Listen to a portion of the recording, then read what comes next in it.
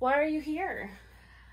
So Cappy watched Sandman recently, a show I had zero interest in because I read the comic books twice. Shall we explain from the beginning our relationship with Sandman? That's what I was about to do. Oh. I was introducing her introduction. I've read the comics twice.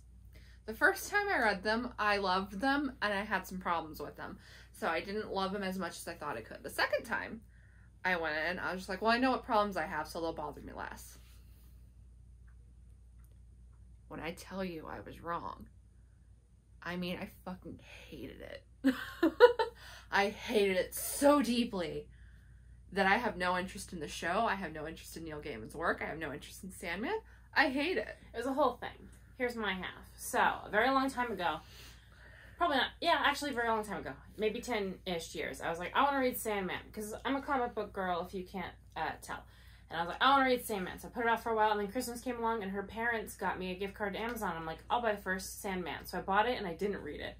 And then she bought them and read them and loved them, and I never got around to it. And then she read them again, and she hated it, and I was like, I'm just going to get rid of my Sandman. And then the show happened, and I was like... I have them digitally, by the way. That's... Yeah. In case you were wondering. We didn't pirate.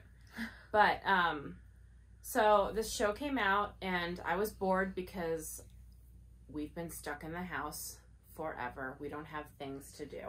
And I was like, whatever, I'll get myself close to the grave by watching this stupid show that I'm going to hate. So I watched it, and at best, I think it was okay. People are, like, blowing their brains out over it. I don't necessarily get it. Good for you if you love it. I don't feel that way. But then,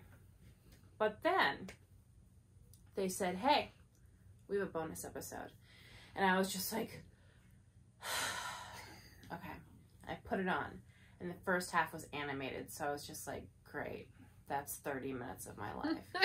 And then the second half happened. My entire life changed. And now I'm obsessed with Sandman. And she was like, do you want to read the comics? And I was like, I guess. Do you want to read the comics? And she was like, no. How it actually went down that bit is that she kept saying she wanted to read them, but that she was scared. And I knew she wasn't ever actually going to do it. Or if she did, it was going to be 3 years from now. So I said, do you want a buddy read them? And she's like, would you do that?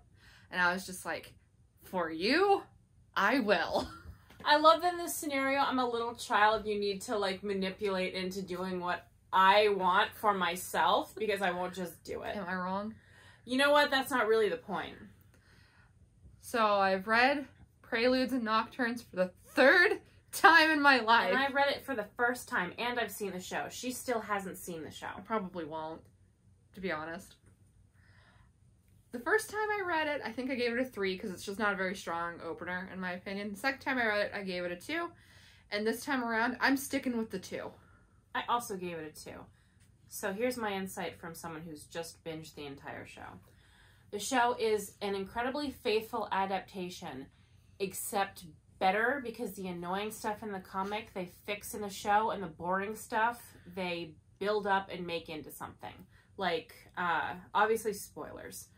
The plot of the Sandman, at least the beginning, is Dream, aka Morpheus. He's like a god elemental kind of person, and he had his 3 trinkets stolen, and those trinkets are how he gods all over the place. It is a helm, a jewel, and a bag of sand. And those are gone, and he has been captured by humans and imprisoned for 100 years, I believe. And he's just got out, and he's like, where's my stuff? And they're like, I don't know. So he asks some old ladies where it is, and they vaguely tell him, and so chaos ensues. It's not 100 years in the comics. It was 1916 to 1980 something. 88. And the old ladies are the Furies, but also the Fates, but also the 3 witches, but also pretty much anything that involves 3 women. That's what they are. He called them the Weird Sisters. Yeah. I hate that he combined all those into one thing. I also don't like them. And his interpretation wasn't that great in my opinion. It's just gonna go so I good. literally just read it. So yeah, like, she came into my room and she's like, do you want to record the video? And I was in the middle of watching Red Letter Media, and I'm like, okay. I don't hate all of it. The concept I enjoy. I don't like the beginning, honestly, because it's just like, how do you capture the embodiment of dreams? With a twink goth boy that I'm in love with. like, they just do, like, a little spell and he gets sucked into a crystal ball and he's, like, all powerful, but he can't get out of that. Even Lucifer in the comics is just like, haha, you got caught like a little baby demon, which was funny. I appreciated that. Listen, that's my boyfriend you're talking about, Mr. Sandman, and I'll defend He's him. a terrible person. I hate him in the comics. He's ugly. Terrible. In the show, here's the thing. If you like the concept of the comics but don't like the comics, the show is better because it does iron out the things that aren't fleshed out very well or problematic, and it makes them palatable and sometimes even pretty good. I think the Calliope episode, which is the second half of the bonus episode, is genuinely excellent. You can watch it completely outside of anything and it's fine, and it's just really good. I think that short story is either...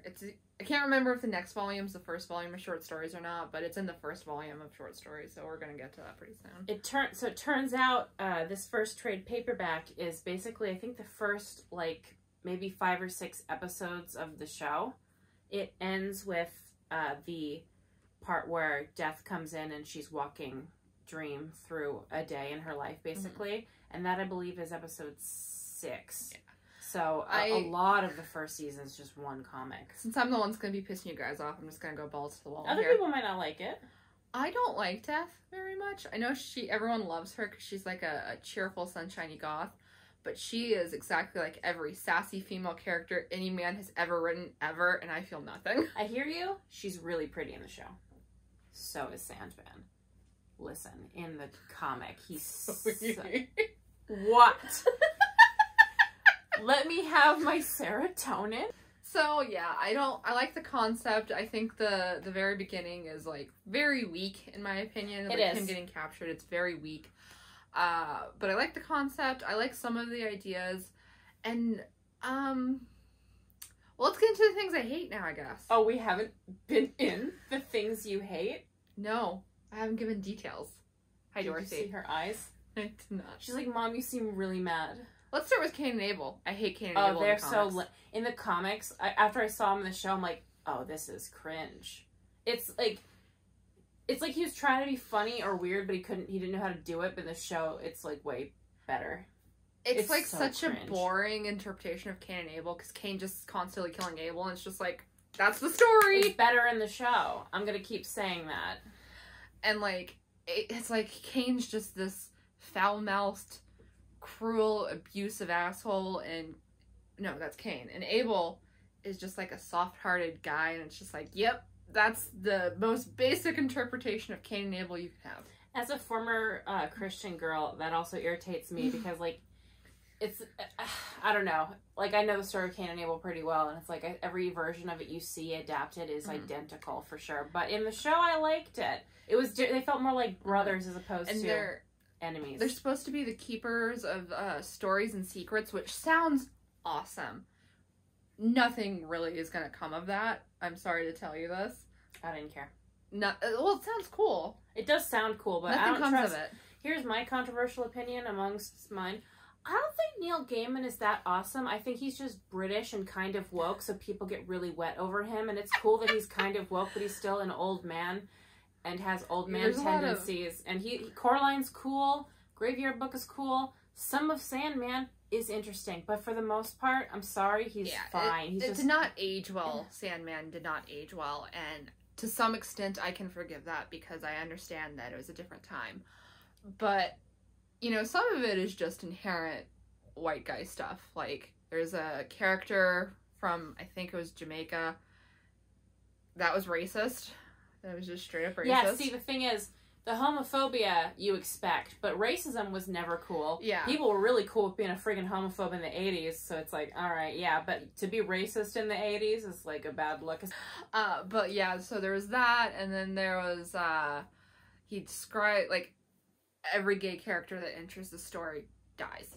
Straight up, they die. Not because they're gay, but they still die. Everyone in the show is gay. It's interesting reading the comics, and everyone's white, and then you get into the show, and there's only a couple white people, and it's the bad guys and Dream, and everyone who can be queer is queer. And typically, I'm just like, all right, you're trying hard, but like, I'd rather swung the other way on that pin. I'd rather queer people be in it. I agree. Than not be in it. Even it's just like, it always feels forced because sometimes it really is. As a queer, I can forgive the showrunners for that. Can I get a monkey off my back or chest or whatever about the Lucifer thing? I want to say everyone is losing their minds. Oh my god, they made a girl Lucifer. It's so cool of you. And like my senses are like, you did a girl Lucifer because Fox probably owns the rights to the male Lucifer, and you had to, so there's like, they're so cool for doing a girl Lucifer. They're so progressive. That's a lie. They want you to think they're progressive. They're only doing it because of copyright stuff. And like, I like the actress who plays Lucifer, and she did a fine job.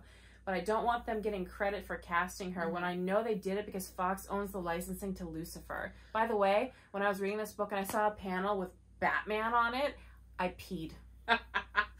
I also want to say that, in my opinion, it is not progressive to take a male character and just flip him over to female. It's the least amount of work you can do. How is it? How do people interpret it as progressive? It's like, oh, she's powerful. It's like, okay, but so's Death, and she's a girl. Like, why is like no one patting him on the back for making Death probably the most important one of them a girl? Yeah. Moving on with the things that I hate. The misogyny in this is very, very apparent. We like in one of the issues, we like open up on a woman and he's describing how her body is sick and like dying, and the very first thing he talks about is her nipples. I read that and I was like, what is this the girl that dies because of the sand? Yeah, the very first thing he talks about is her nipples. So weird. It was like a lot about her nipples too. It wasn't a little bit. It was like, it was very specific. That's just how it is. It's weird. You don't see them, but yeah, that's more taste. That whole storyline with Constantine and the ex is way more tastefully done in the show. Because in the show, it's not John Constantine, it's Joanna Constantine, who's a different character. So don't get a bee in your bonnet. It's fine.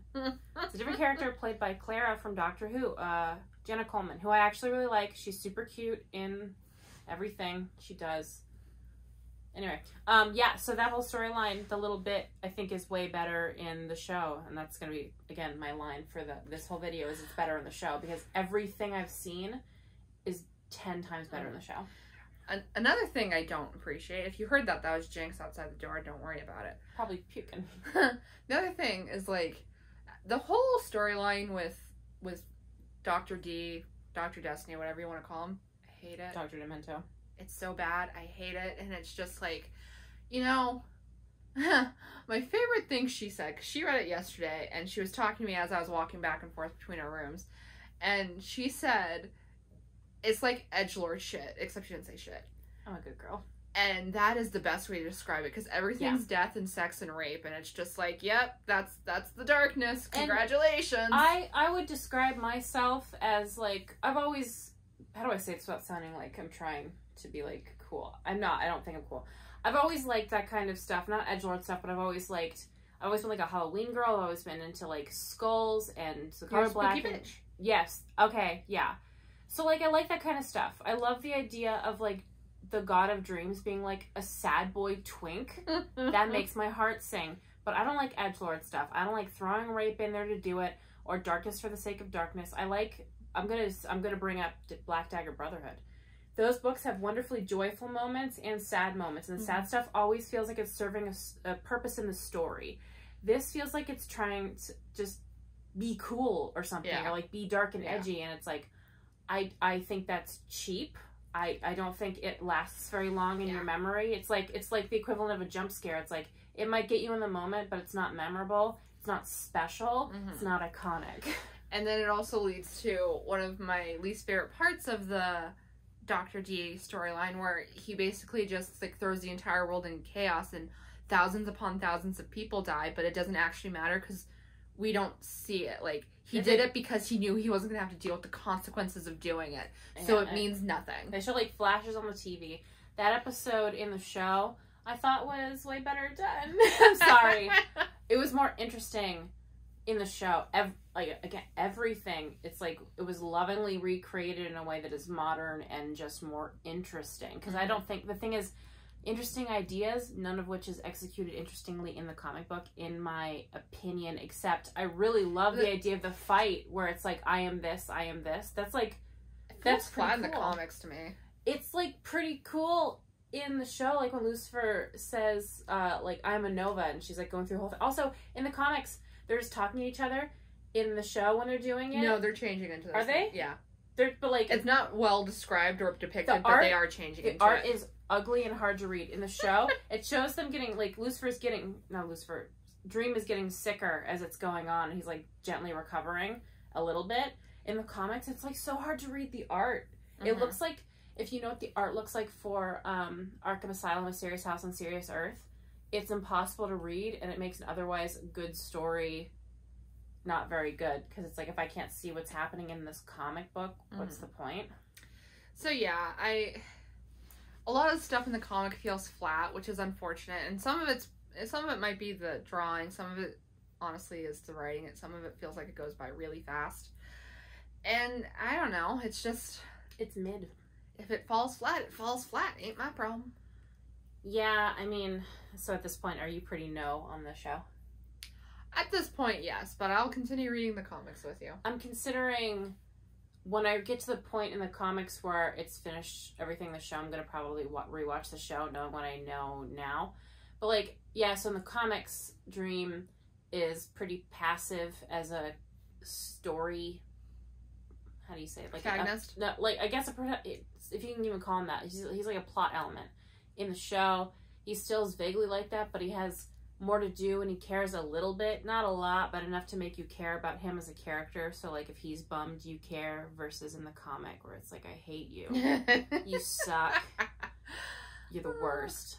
And like, the other thing with the comics, and you said the show's also like this, there's a lot of pages where nothing's happening except the same thing over and over. It's like he's telling you what's happening in the same exact way over and over and over and over again, trying to like build atmosphere, but it falls so flat for me. I remember being halfway through the season and saying, what's the plot of the comics, because nothing's happening, because the first episode was just Morpheus trapped, and then it's him gathering his things, and it's like, okay, I guess it's gonna start now, but we're halfway through and like nothing really's happened, and then the whole episode that's death going through a day, and it's like, it's not even, it doesn't even necessarily feel thematic. It's just like, we're just killing time in this world, and it's like, okay, I get people have been waiting this for a long time and you really want to chew it up, but you also have to have a plot. There wasn't really a plot to the last like few episodes, and the resolution to the whole thing was so laughable. It was like, it was odd how it's just like, oh, we have a problem and this is going to happen, and someone's like, I can do the thing instead of them doing the thing, and then Dream's like, okay, and then the thing happens, and it doesn't show you visually, and everything's just fine, and it's like, oh, and then the show's over. And then 2 days later, Neil Gaiman tweets that there's a bonus episode, and you go, oh my god, I don't want to watch it, but I guess I will. And then you put it on, it's like, oh my god, 30 Minutes of Cats. And it's like, oh, it's Rory from Doctor Who. Oh no, is Rory going to hurt that woman? Oh, Rory hurt that woman, and I hate him. And then Dream comes in, and he's just like, I'll avenge you. And I was just like, okay. I will do anything for this man. So yeah, I'm sticking with a 2 for the comics. There's 10?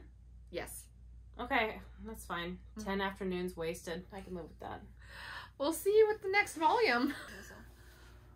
We read Sandman Volume 2, The Doll's House. Better than Volume 1. It certainly was a book. So my initial thoughts on it is like, there's 2 stories that are separate from the main arc in this volume, and I like those 2 stories. One is the story of Nada, which is a woman that Morpheus falls in love with, and then when she rejects him, he sends her to hell, which is a worse punishment than he gave to the man who stole his ruby and then killed millions of people, but whatever. I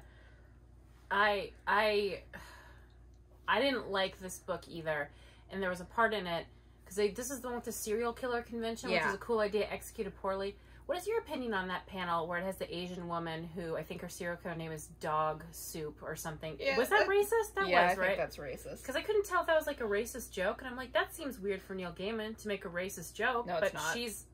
Really? No. These books were in the late 80s, early 90s. There's a lot of race. Yeah. Anyway, the other story is the one where he has this... he meets this person who says that he's never going to die, so he's like, looks at his sister and is like, yeah, could be interesting. She's like, yeah, whatever. Hob? Yeah. Well, that's his name sometimes.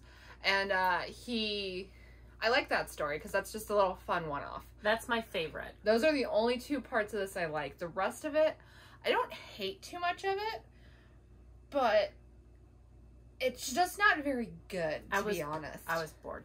It is boring, but also it's very rushed in places, disjointed and messy. It's like there's too many moving parts for the amount of time they had to tell the story. The only part that I thought was really memorable is the Hob part. I really like that story. I think the idea of it is really cool. I like how they did it in the show better, which is my favorite catchphrase. You know what I don't like, though, is that people are, like, really hardcore thirsting over Hobbs, and, like, okay, sure, but he also, like, owned and traded slaves. Yeah, that's brought in more into the comics than I assume what the show does. The show, Dream kind of gets on his case about it, but yeah, it's not, like, a big thing. In the comics, he's just like, don't do that. And Hobbs is like, yeah, right. Hobbs is more, I think, dismissive in the show about Dream being like, maybe you shouldn't do that because it's awful. But I guess thirst after who you want. I'm going to thirst after the one with the deep voice. But yeah, those are the only 2 bits I like. So in this volume, there is a woman named Rose who is the granddaughter of a different woman who was raped by one of the Endless when she went into a coma in volume 1. And she is a vortex, which means she is going to essentially go off and suck everyone's dream into her own and, like, blow up the world or something. It's very poorly explained because it's explained on one page at the very end because he stuffed at least 2 volumes with the story into 1 volume. It's equally confusing in the show because they don't really explain what it means, and it's all just like, oh no, you're gonna die. Well, it's because he doesn't know what it means.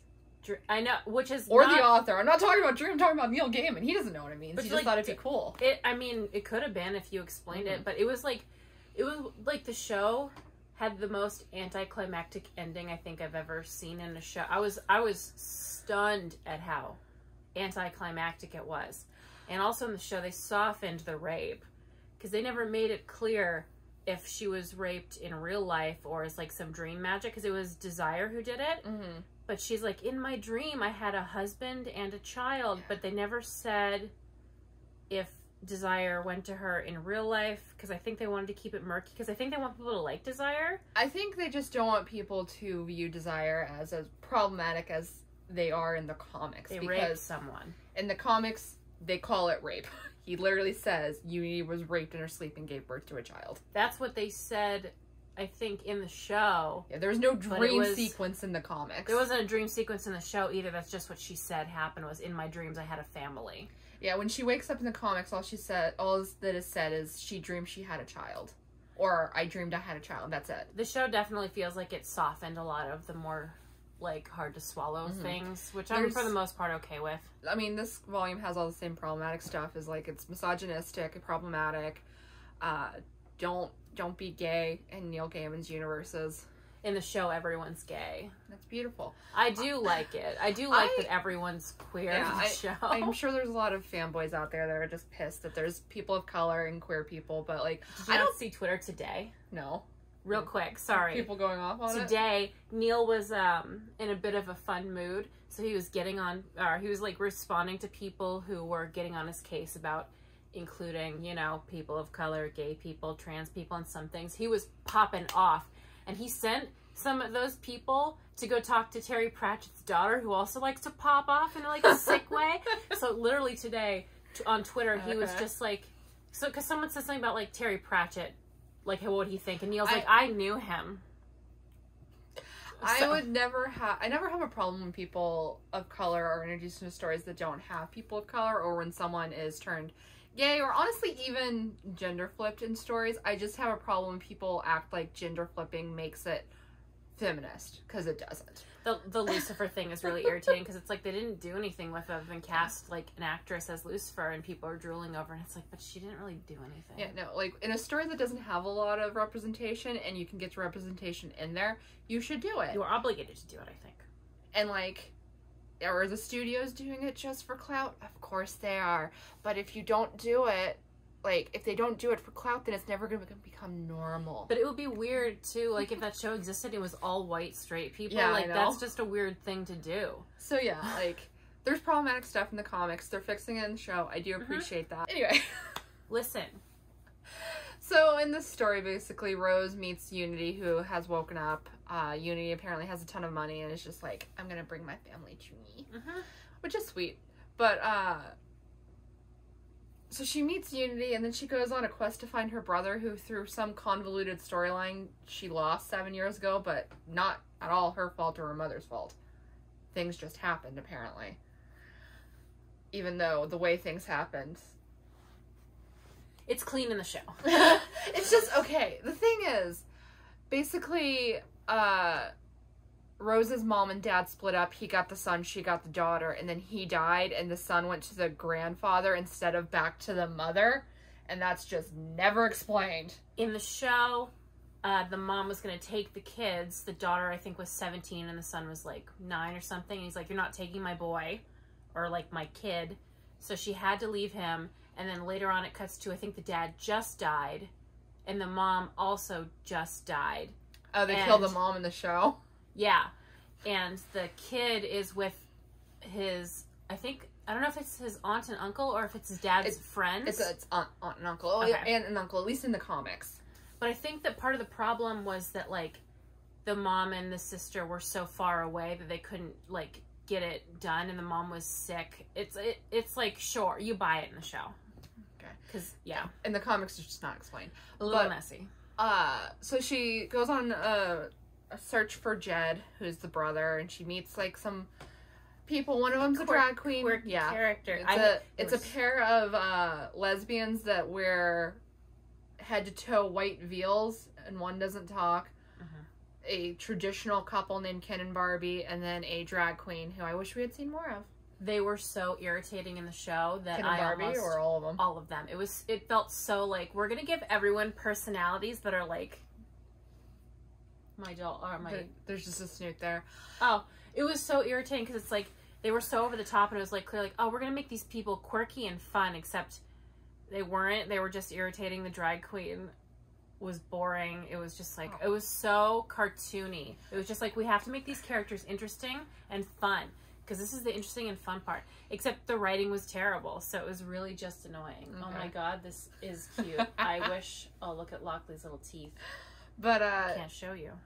And then in the course of this, basically, while this is all happening, Dream is looking for some of his lost dreams that escaped the dream world. It's his 3 nightmares in the show. Okay, well, they're not nightmares. I'm searching for my 3 nightmares. What's his name? Teeth Eyes? No, that's the Corinthian. I know him. It's like Fiddler's Dream. Was he not on there in the show? Because he's not a nightmare. And neither actually are Gob and whatever the other one is. No, it was Corinthian's one of the nightmares. A lady that was pretending to be Jed's mom, making him a superhero called the Sandman, and then someone who I can't remember. So they replaced Gob and whatever the other one's name is with her. And then Fiddler's Green, which is the other one, was Rose's upstairs neighbor. I like him in the comics. I'm sad that he's not actually in the show then, because he's just a good little fella.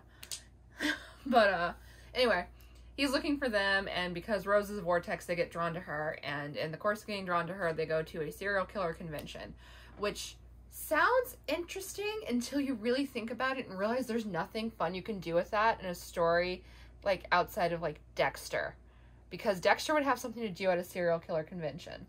That would have been sick. No one else has anything to do at a serial killer convention. Yeah, because they make it, you can't kill there, because obviously.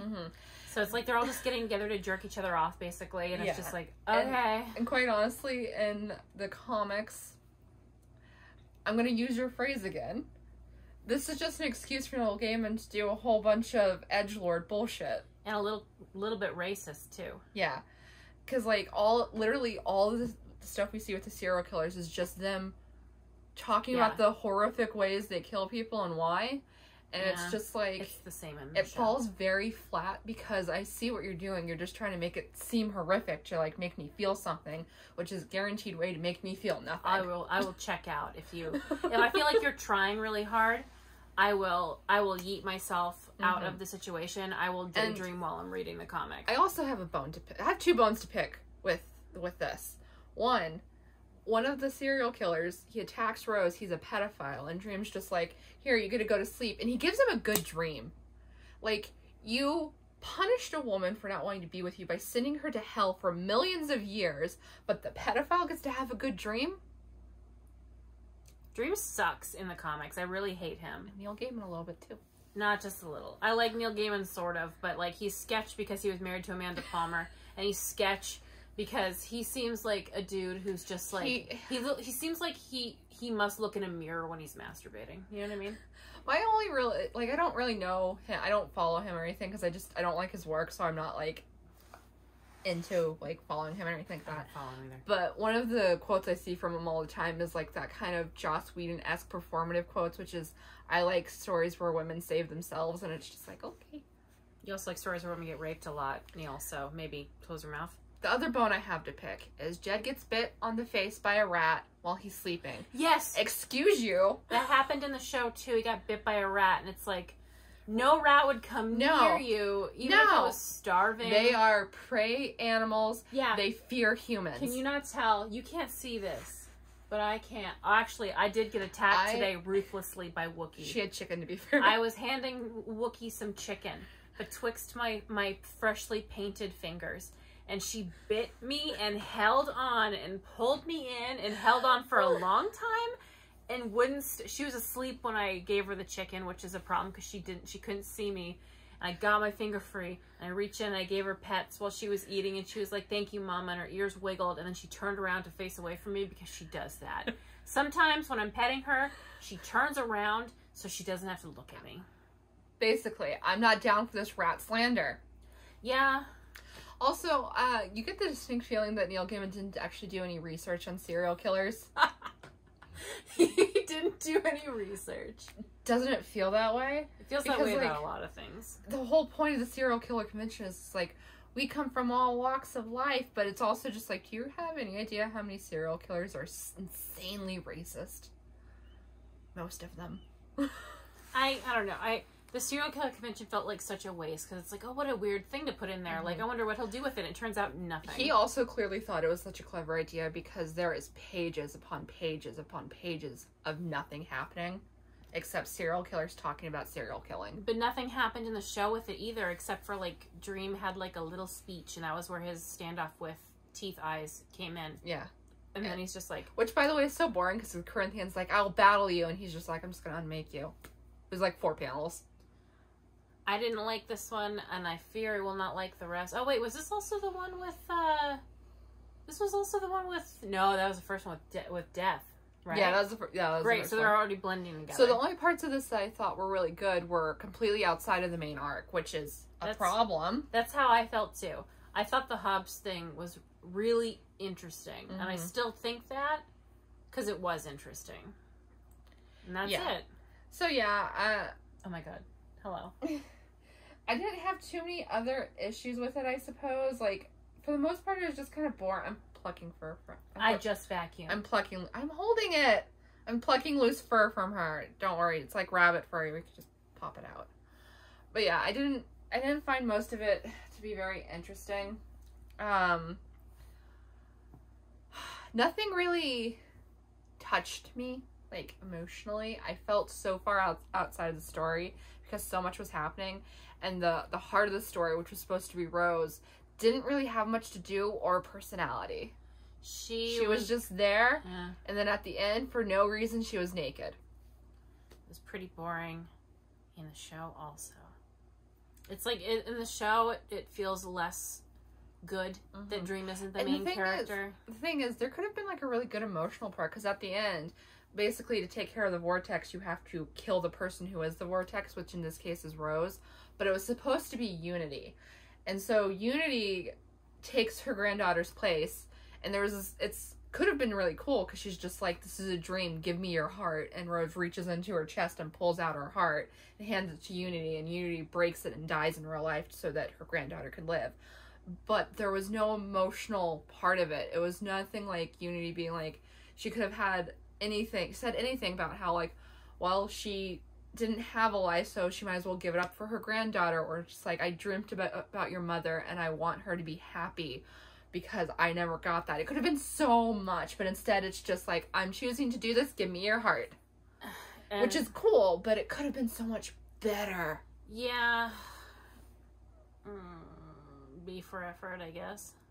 I gave it, the first time I read it, I don't remember what I gave it. The second time I gave it 3 stars, and I stuck with the 3 stars. I think I gave it 2 or 3. Just like, I don't know. I didn't feel anything. Mm-hmm. And it's like hard trying to read something when you don't feel anything. Because like for me, if I don't care, then I really, really don't care. Like, this could have used a woman's touch, in my opinion, because for that end, yeah. He got so sucked in by, like, the chasing the dragon of the serial killer convention, he lost the emotional thread. And I just feel like if he had handed it to, like, a woman writer, she would have been like, okay, here, you need to do this. Spruce it up. Yeah. So, yeah. Well, this is the end of the first Sandman video. Yeah, we're gonna try and do more, right? Are we gonna we're gonna try and do all 10 comics. Or 10 volumes, I mean. Yeah. I'm not looking forward to more, because I didn't love these ones, so, like, alright. There's serious ups and downs in these. The next one is, I think, the first short story collection, and I hate all the short story ones. So, cool. We'll see. If you enjoyed this video, do all the good stuff. Yeah, why don't you put in the comments what you'd name your pet rat? Yeah, because they wouldn't bite you in the face. That's true. Apparently cats do. Unless you did something really stupid. Like handed them chicken when they were sleeping. Yeah. Alright, we'll see you in the next one. Bon voyage.